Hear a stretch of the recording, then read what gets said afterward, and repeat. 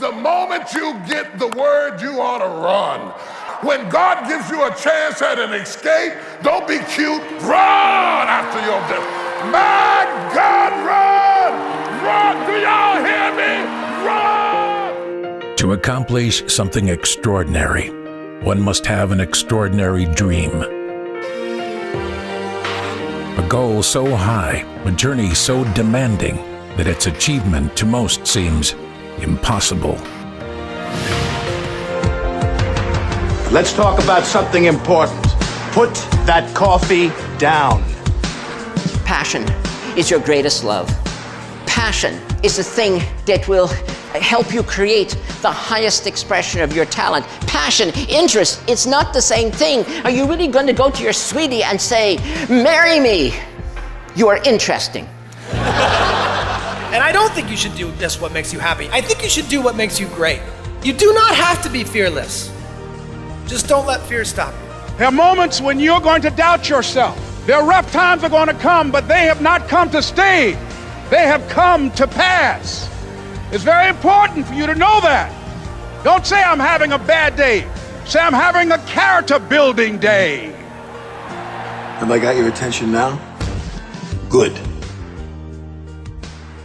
And welcome back to the Corporate Social Responsibility Podcast, where doing good is good for business and spreading the word can save the world. I am your host, Dan Luchanin, and on this week's show, we pick up with part 2 of my interview with the executive editor of BusinessAndSociety.net and former liaison to the United Nations, John Pelusic. Now, if you haven't listened to last week's episode and part 1 of my interview with John, then I highly recommend that you go back and give it a listen. Last week, we focused on America's CSR journey and how we got to where we are present time. This week, however, we take a look at the future and coming wave of CSR. We're talking about the ever-evolving technological-based industries, the integration of artificial intelligence, legacy issues like climate change and sexual harassment, the future of integrated reporting and social responsible investing, plus so much more. So there is no time to waste, and without further ado, let's get into this week's episode of the Corporate Social Responsibility Podcast. It's always great to look back, but now let's look forward and talk about the new coming wave, the new age of corporate social responsibility. And with an emphasis on the future and the CSR landscape as it evolves, it also creates a new set of hurdles and obstacles to overcome. For example, as you talked about earlier, the newly evolving technologically based industries such as digital social media, Facebook, Twitter, disinformation and ads, and etc. What types of challenge does this new technologically based world that we live in present to us, John? Well, I think that the category that just cited, Dan, is central to what I'm driving at when I suggest that we have a new age CSR, because this new age is so very much tied to the way in which the social networks and the companies that run them and own them are playing such a significant and central role in our lives and will for the foreseeable future. One of the concerns, however, is that these companies are so powerful and they have unintended consequences in terms of what their platforms will deliver. Much of it is very useful information. We all use these different outlets, I'm sure, to varying extents. But you look at recent congressional investigations of these companies on some key issues. We'll get back to what those issues are in a moment. But you get a senator like Senator Feinstein saying, quote, "You bear this responsibility. You've created these platforms. Now fix it." Okay, and you get another senator saying, "We must not let big tech threaten our security, freedoms, and democracy."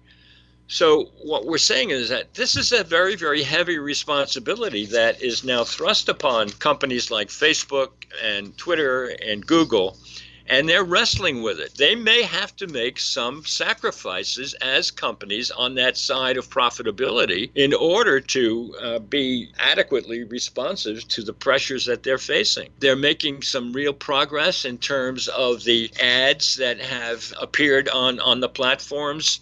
wherein, for example, Facebook recently announced that advertisers running federal election-related ads in the U.S. would be required to verify their identity, as well as run disclosures on each ad. So there's progress on that. On the ad side, there's much more to be done, but on the news side, it is much, much more difficult for them to indeed monitor and, frankly, in some fashion, you could use the word censor the kind of news content as opposed to the ad content that appears regularly on their platforms. And they are the first to admit, incidentally, that a good portion, maybe 5% or so of the users are fakes. I mean, you're talking about Twitter having announced recently that they think that something like 16 million of their users are fakes. Facebook has admitted to 200 million of its 2 billion users being fakes. So there's a problem. And what is their social responsibility in terms of detecting and filtering out fake news, fake users, and so forth? Not easy. It's going to cost them something. It already has to a certain extent. So I said earlier, the question of what does the company owe to its country becomes real for people like this, for the leaders of companies like this. And they're wrestling with it. But it's going to be a very new set of demands, challenges on these companies. And let's face it, we all use these companies, so the outcome is not easy. I mean, there was another senator who said Russia used American technology and American companies as weapons against American democracy. Right. Wow. If you're in the middle of that, if you're the company that has, in effect, been an enabler, that's a problem. These people are also challenged with the fact that other bad actors can use their platforms for bad purposes. I mean, it's very sad to say, but terrorists and hate mongers and others are very active on these platforms as well. Yeah, so when we talk about a new age, it is a new age in that respect, certainly. Yeah, there are other aspects, of course, of technology that come into the discussion, and we can go into that as well. But I just think that, when we talk about CSR, there's just a whole new dimension. There's a whole new area that we have not had to face before, at least in this degree and in this nature. Yeah, and I like that you brought up Facebook. Once again, they are in the news, or at least Sean Parker is. He recently did an interview talking about how they knowingly exploited some of the psychological aspects of their users. Let's play this brief clip, and we'll come back and talk about it. To really understand it, that thought process was all about how do we consume as much of your time and conscious attention as possible. And that means that we need to sort of give you a little dopamine hit every once in a while because someone liked or commented on a photo or a post or whatever. And that's going to get you to contribute more content, and that's going to get you, more likes and comments. I mean, it's a social validation feedback loop that it's like it's exactly the kind of thing that a hacker like myself would come up with, because you're exploiting a vulnerability in human psychology. And I think that we the inventors, creators, and it's me, it's Mark, it's the Kevin Systrom at Instagram, it's all of these people understood this consciously, and we did it anyway. So there you have it, a very matter-of-fact, if not nonchalant, Sean Parker showing very little remorse for admittedly knowing the fact that they were exploiting their user base and their addiction to the social validation loop. And what we don't hear, although we hear him gloating, we hear him almost proud of that fact, we don't hear a solution in sight. And why? Why aren't they working towards some type of solution and acting in a responsible manner? Now, I know by law they don't have to, but considering they're basically printing money with Facebook, shouldn't they be taking a certain amount of those proceeds and dedicating it towards research on how they can make their platform more responsible? Yeah, absolutely. I think it's going to come to that. And again, it's going to have costs involved, and it's a sacrifice on profitability and shareholders to some degree. I don't know to what degree, and there's no doubt about it. It's not going to be easy to take care of these problems. I mean, that Sean Parker quote, I think, is something that a lot of people want to keep in mind because, as you said, this is such a central part of our lives now that it's bound to have social implications. He talks about the unintended consequences, of course, and he talks about the scale and reach unknown in human history. My goodness. Right. I mean, we're not talking about trivia here. We're talking about something very serious. And, if you flip over to another aspect of this, which is troublesome for that industry and for all of us, frankly, because that industry reaches us again, it's the privacy matter in terms of how data is being used in marketing, in digital marketing. And so you have the collection of data by companies like this because they're trying to deliver the largest specific audiences to individual advertisers as possible to make advertising marketing as efficient as possible. But they're collecting all kinds of data on you and me and everybody else. Now, I don't worry too much about that, but there was an article recently in the Times which said, sometimes data behaves unethically, and you gotta keep that in mind when you're aware of the fact that all of this data is being collected. So I think that, that whole set of problems with social media, social networks, and so forth is at the epicenter and maybe well beyond the epicenter of what we're calling the new age CSR. And there are other technological developments, for example, artificial intelligence, that is somewhat worrisome on this issue. Think about artificial intelligent technology and how that is going to affect so many workplaces. I saw an estimate recently that said 10 million customer service representatives and 30 million employees processing back office claims at various kinds of businesses, banks, insurance companies, et cetera, et cetera. All of these kinds of companies or employees, 10 million, 30 million, are threatened ultimately and maybe not too long down the pike in terms of their jobs and their income and so forth. So that creates a situation where how do the employers introduce that kind of technology without the terrible upsets to a great portion of their employee base? Another social problem that has to be handled. And then the users of the ultimate products, cars, trucks, and so forth. Clearly, you're going to have some social issues at the interface between the user and the technology as well.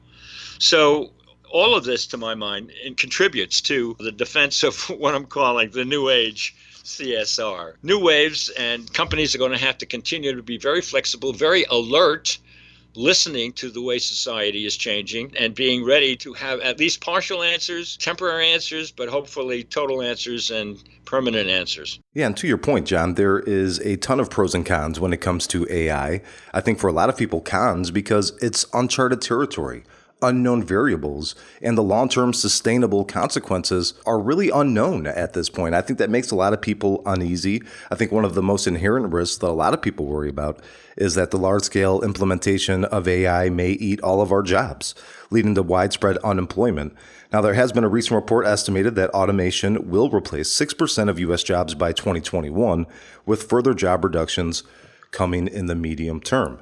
And then maybe some less thought about inherent risks when it comes to AI. For example, automated bias. A bias can happen when the machine learns to identify patterns in data and make recommendations based on, for example, race, gender, or age. So as AI algorithms do more analysis, companies must be diligent in ensuring that their algorithms analyze data and make predictions in a fair way. And I'll give you guys an example. Credit scoring companies such as TransUnion use AI to analyze a variety of data points to determine creditworthiness. So undiagnosed bias in such algorithms could lead to poor credit scores for groups of people based in part on gender or race, which, by the way, is expressly prohibited by law and could expose the company to legal claims. So that's just a couple examples of the risks that AI can pose long term. But of course, there's a ton of pros as well. And let's get into a few of those because I don't think people really are grasping how AI is going to change the future, number one, but also work hand in hand with corporate social responsibility. So let me give a couple examples of that real quick. And I know this is long-winded, but I think it's good radio and something the listeners want to hear. So let's first take a look at the utility company Xcel Energy. When the company creates electricity from burning coal at its 2 plants in Texas, one major byproduct is a potent greenhouse gas called nitrous oxide. Nitrous oxide emissions contribute to climate change as well as harming the ozone layer. Well, recently, the company has received a little extra help in reducing the emissions from artificial intelligence. Xcel has equipped its smokestacks in Texas with neural networks, an advanced artificial intelligence that simulates a human brain. The neural network quickly can analyze the data that results from the complex dynamics of coal combustion. It can then make highly accurate recommendations about how to adjust the plant's operations to reduce nitrous oxide emissions and operate at peak efficiency. Neural networks have helped Xcel Energy and over 100 other companies around the world. Well, how about Google, which we touched on briefly? Google deployed the artificial data collection model to learn when and why certain processes occurred in their data center. Now, based on this data, Google's algorithms were able to identify options for significant additional savings. Google's application of AI has helped to reduce the amount of energy used for cooling data centers by 40%. So this is obviously great for the company's bottom line and equally good for the planet. And we can go on and on with further examples of how AI is being integrated into specific businesses to help with their overall CSR mission, and of course many others as well. So it really is hard to say in the long term, is there going to be more good or bad that arrives from the introduction of AI? You know, there's another dimension of the unprecedented social responsibilities facing the giant social media companies. It just surfaced with the publication of the Paradise Papers, quote unquote. These leaked documents show the flow of many billions of dollars in offshore financial accounts. Turns out that secretly, Russian oligarchs, probably under Kremlin control, were substantial investors in some of those companies during the run-up to Russia's incursion into the U.S. 2016 election. Questions have been raised as to whether some of those investments were channeled indirectly by members of the Trump campaign. So one might guess that further investigations may center on connecting some dots there. Yeah, that's a great point, John. I too actually got to check out that episode from Vice, again titled Paradise Papers, and I encourage everybody to check it out because it truly is amazing just how deep the rabbit hole goes and some of the connections that are being made. But more so, and to your point, it's more evidence that we haven't even scratched the surface of some of the critical issues that can arise in the future from these technologically based companies. Let's change gears here, though. The new wave of CSR, it really allows us to address and put a much stronger emphasis on legacy issues, such as sexual harassment. Now, according to research by the TUC and Everyday Sexism Project, more than half of women in the U.S. alone are likely to have received unwanted sexual attention, advances, or behavior from a colleague, usually male.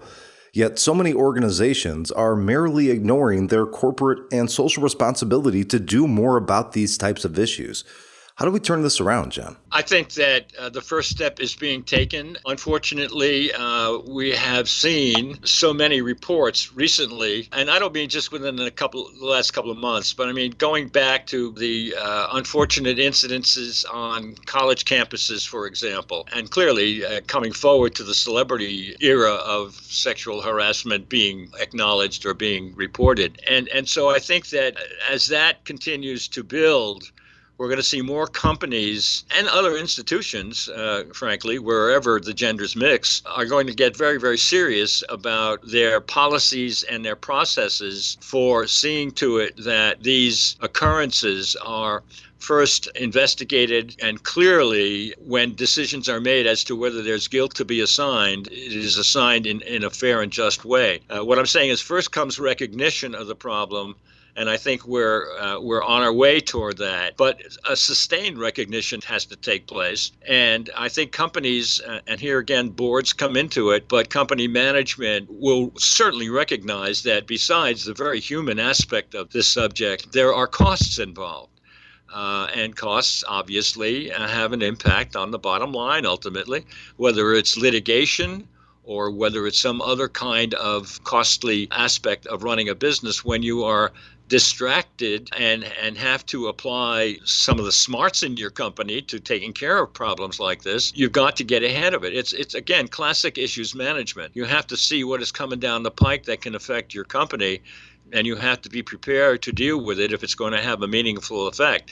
I mean, that's a pure business case for it, but the humanitarian part of it is critical as well. So on that issue, I think that there's so much work to be done, so much justice to be imparted, and the corporate world is, I think, only now being very, very impressed with what a big job they have to do on it. Yeah, it actually seems like we're finally turning the corner with sexual harassment. And although it's been a story over the last, 3 decades, I feel like it's finally starting to get the attention that it deserves, and people are actually starting to take action, which is why I've been pleased with the fact that it's been such a mainstay in the mainstream media as of late. Although you never love to hear that anyone's been harassed or that there's been misconduct, but it's a real issue. And I'm happy that a lot of women are finally coming forward and getting their story out there.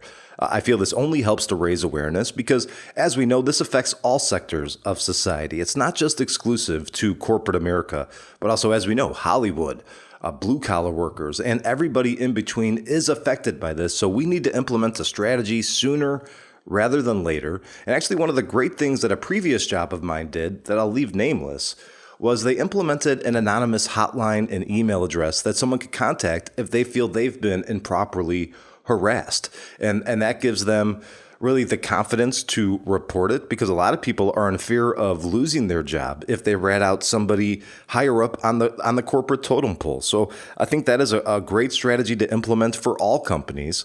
And really, they need to introduce a consequence-based culture. I think it needs to be at the forefront during a job application. This is what our rules are, and this is what will happen to you if you break the rules, and then be held accountable if they do. I think the more we do of that, the more that a lot of men who maybe don't take it seriously will start taking it seriously and start treating women with the respect that they deserve. But let's switch gears here and talk about another huge issue: awareness of impending climate change and challenges, and the need to limit our use of fossil fuels and other forms of carbon emissions.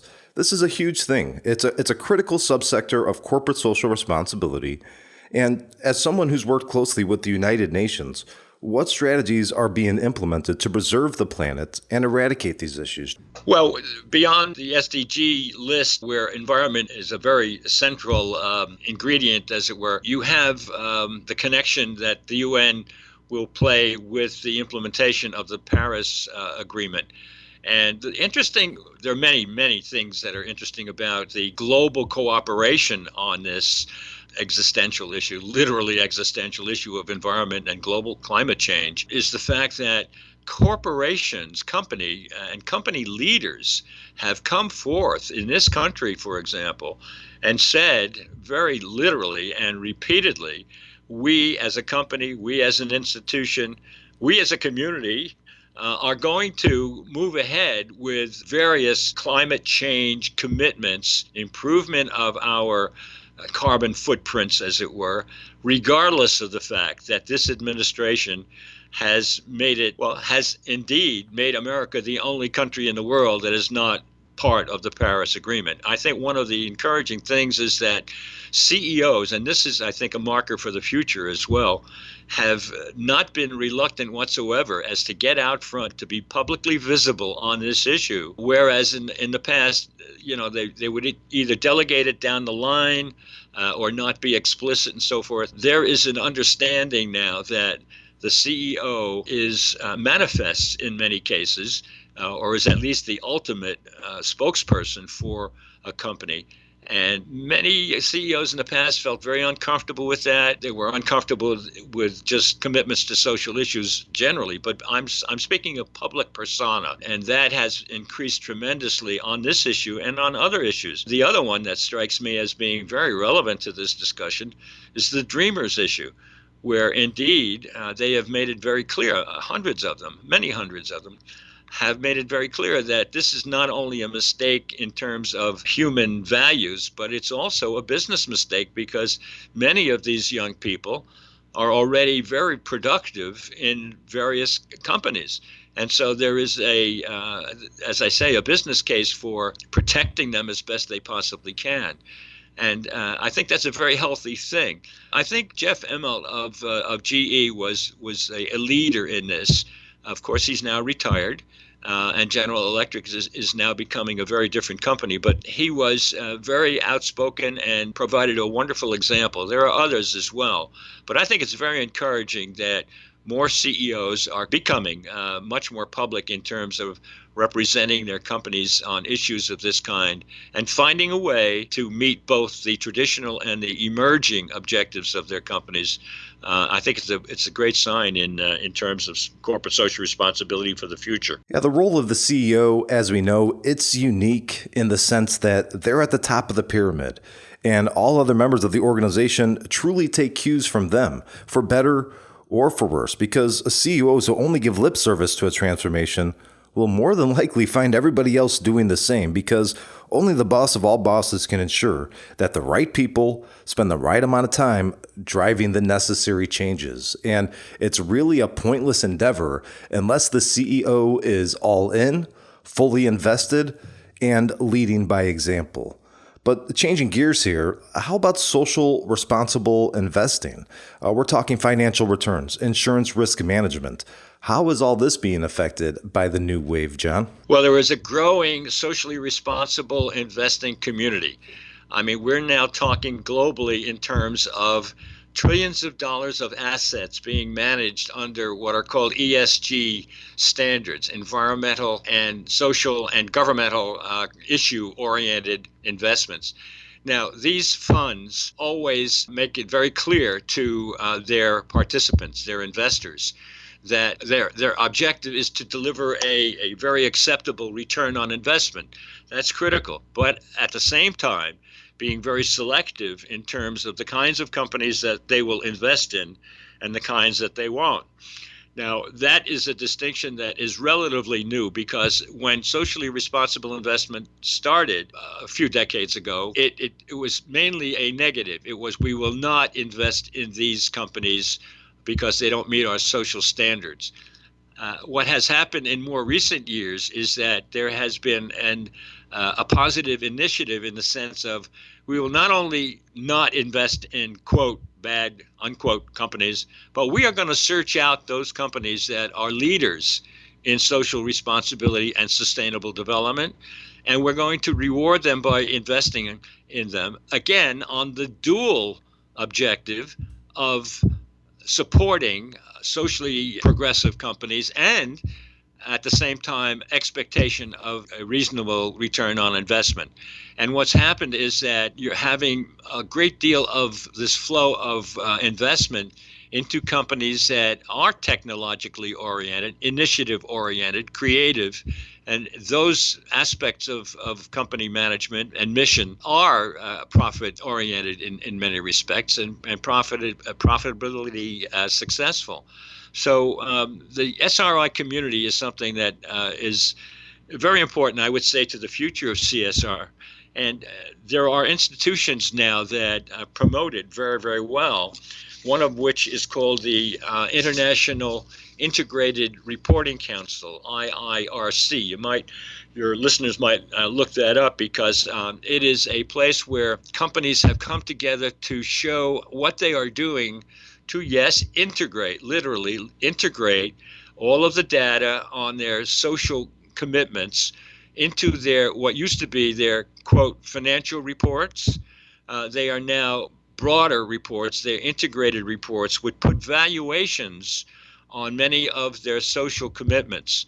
And so this is, I would say, a harbinger for the long-term future of corporate social responsibility, because indeed it speaks to what investors have to be concerned about, and that is not sacrificing in any meaningful way return on investment when they want to do the good thing. So I would say SRI and IIRC are certainly something that folks ought to keep a very close eye on, and perhaps even invest in, because but clearly it's a manifestation of commitment, and it's not just feel good. It's not good just feel good. It's also doing good and doing well at the same time.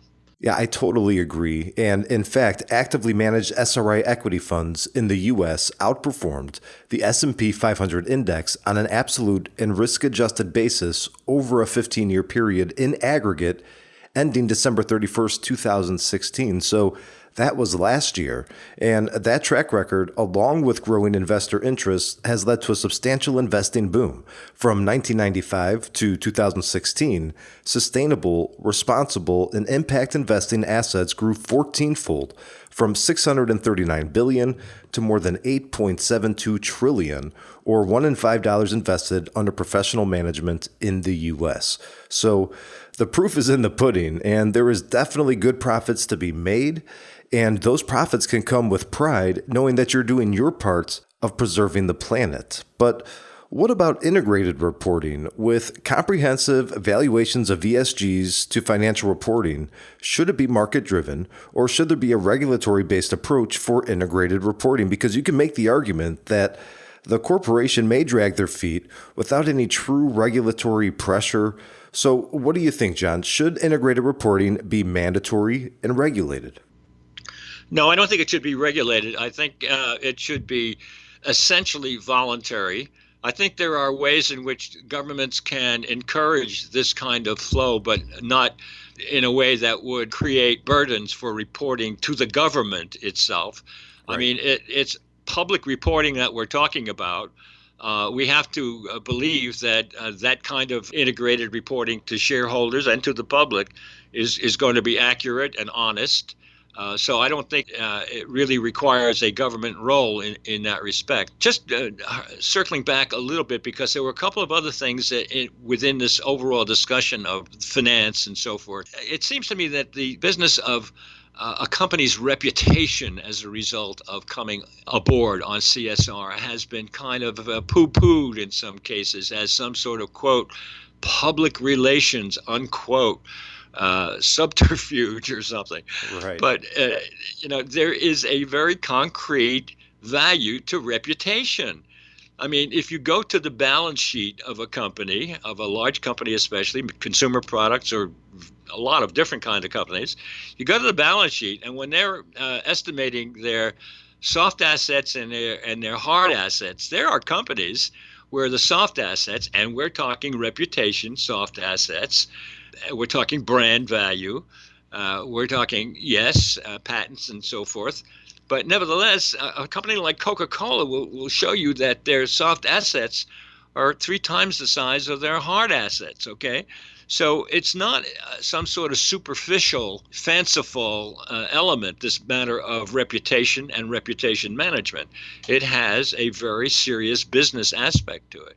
So I think that belongs in the discussion with finance. And then the connecting subtopic here, the insurance companies and the insurance industry has really stepped forward on the question of CSR, especially in terms of environment and especially in terms of risk management.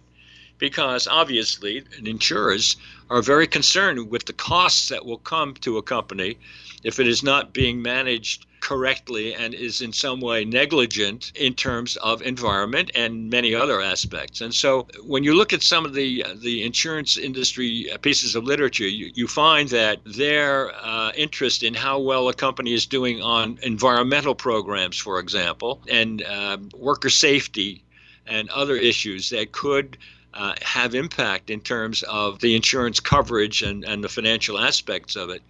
That filters into the whole corporate social responsibility financial discussion as well. But you were asking about voluntary versus government regulation.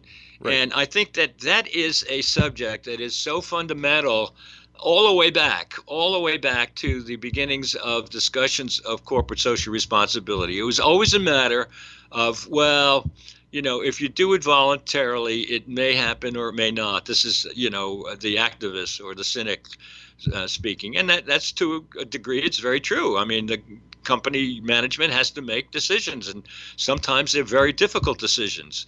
And although ideally they might want to do something very dramatically on environment or one of the other CSR issues, costs may come into it. So government regulation has always been the fallback position of the activist community. And it probably will be going forward. There are a couple of countries that now have taken the step toward a commitment, a government expectation or demand that a certain portion of a company's revenue or profit be devoted to corporate social responsibility. India has gone as far as any other country that I know of, where they do indeed mandate something like 2% of the company's annual revenues that have to be earmarked for CSR expenditures.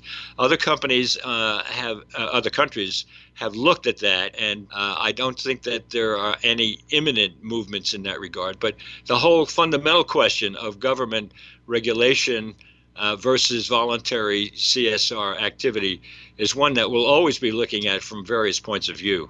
Yeah, it's definitely an age-old debate, and more than likely one that isn't going away anytime soon. But I got to be honest, and I know I may be in the minority here, but I, for one, I like what India is doing. And I know it's un-American and may leave a bad taste in some people's mouth to be forced to do good due to government-imposed legislation.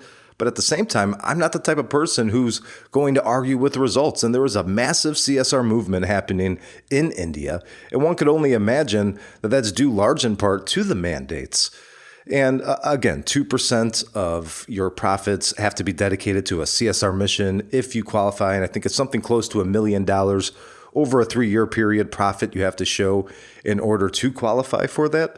But again, it's yielding massive results. So one can only ask the question, is it something that's going to happen here in the United States? Will we follow suit and make it a federal mandate for companies to give back? I doubt it.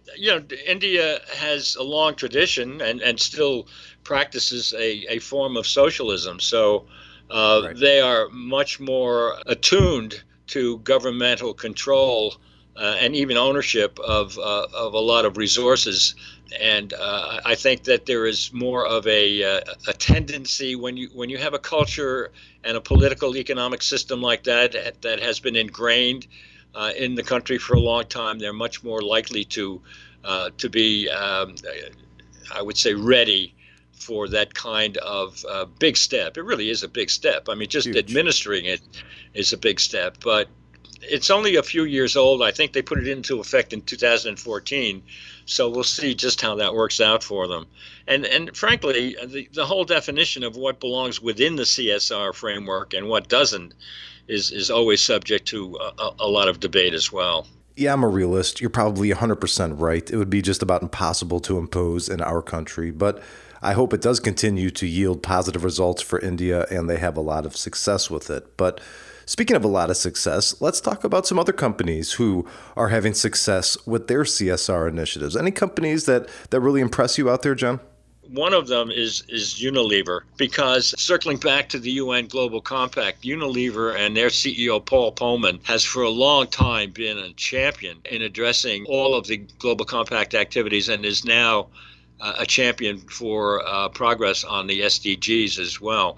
But what I wanted to be sure that your listeners were aware of was that Unilever, to my mind at least, is either the leader or among the leaders of the CSR companies that have done a very, very interesting job, good job, on presenting the business case for their CSR involvement. And I have a document here. I'll just cite it very, very briefly. The Unilever articulation, a strong business case. It says, our 4-point framework shows how sustainability drives value for our business. They have been itemizing the areas of their business that have a CSR characteristic, either central or at least in some way connected with it. And they're able to point out what degree or what percentage of their profitability appears to have, or not necessarily appears, but they say does indeed have a connection with the CSR commitment. So their 4-point framework is this. 1, more growth. Sustainability creates innovation opportunities, opens up new markets, and allows our brands to connect with consumers in new ways. Number 2, lower costs. By cutting waste and using resources carefully, we create efficiencies, cut costs, and improve margins. Boy, that's business talk. Number 3, lower risk. operating sustainability helps us future-proof our supply chain against risks associated with climate change and long-term sourcing of raw materials. And number 4, more trust, placing sustainability at the heart of our business social model. Our business model strengthens our relationships with many different stakeholders. So, for people who are still worshiping at the Friedman altar, I think that kind of corporate success and corporate articulation is very relevant to the fine podcast that you've been running and will run, because it is central to the institution that we're examining, the privately owned, capitalist-generated, corporate social responsibility, sustainable development, committed companies. They're making their company more efficient, they're shoring up their supply chain, and they're showing profits across the board because of it. So it's not just this thing where you have to forfeit your profits for the sake of good. This is a classic case of making your company stronger by doing good. Doing good is good for business. So yeah, Unilever's great. What's another one, John? What's another company that you think has a great campaign? Well, I think IBM has done a lot of good work, and it's more closely attuned to what we said about Coca-Cola. IBM has been sending its young engineering and science executives into less developed countries and working with those countries in terms of some of the logistical challenges like infrastructure and traffic management and things of that kind. And so it's a win-win-win, maybe 3 wins, because obviously the less developed countries benefit from it. The employees get some very valuable growth experience in terms of other societies, other cultures, and potential markets. And then, of course, the company itself is doing some market development here by putting the IBM flag out there and doing some good on the ground with its core competencies. So that's a nifty combination, and it also builds credibility. I mean, I don't see how a critic could look at that program and say it's just poof stuff. It's just some sort of, quote, PR gimmick, unquote. But it's substantive, and it meets both criteria of traditional and new obligations and expectations of the company. Really some advanced thinking on their behalf. And those are always the campaigns I get behind when they're really, you could tell that they put a lot of thoughts into the big picture and the panoramic view. And IBM is, again, a classic case of exactly that. And let's we're talking about government agencies and et cetera. Should they be getting involved, the government agencies, in corporate social responsibility? They are a big business as well. Don't they have a responsibility just like everybody else? That's at the frontier of CSR. It's, I think, a very, I would say, promising area of discussion. There's a professor over at LUMSA University in Rome, a good friend, Paolo da Selmi, who has written a couple of books centering on what he calls CSR for government institutions. And clearly there are the footprint of government institutions is vast at many levels. And are these institutions being expected, or are they being? Are we demanding that they be as responsible with, say, their environmental commitments, and with their gender equity commitments and so forth? But I don't see an awful lot of evidence of that happening. I think that might be on the horizon somewhere. I hope it is. I think if they take a strong stance, that'll become a catalyst for a lot of companies to follow. So I hope that is something we see to continue to happen. And John, this has been great. I really appreciate all of your time today. How can people connect with you online? We touched on www.businessandsociety.net. Are you out there anywhere else? Yeah, we're on Twitter, of course, and that is easily accommodated. It's twitter.com/business_in_society. John, I want to thank you very much for coming on the show today and helping spread the invaluable knowledge that you've accrued along your CSR journey. I found a lot of this to be really enlightening, and I know the listeners will as well. And I wish you nothing but the best of luck in all of your future endeavors. It was an absolute pleasure to have you on. Thank you very much, Dan. Keep up the good work. So there you have it, folks. The John Palusic interview is in the books, and what a great discussion it was. I think we covered a lot of ground, and I hope you guys found it as interesting as I did.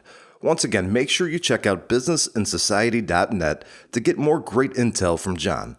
And if you like what you heard today and feel you can add something to this discussion, or perhaps generate a new discussion, I would love to have you on as a guest on the show. Please feel free to get in touch. I'm on Twitter at the CSR Podcast, or you can shoot me an email, dan@iouconcepts.com, because I truly do believe that spreading the word can save the world, and doing good is good for business. Until next week, I am Dan Luchanin, reminding each and every one of you to live responsibly ever after.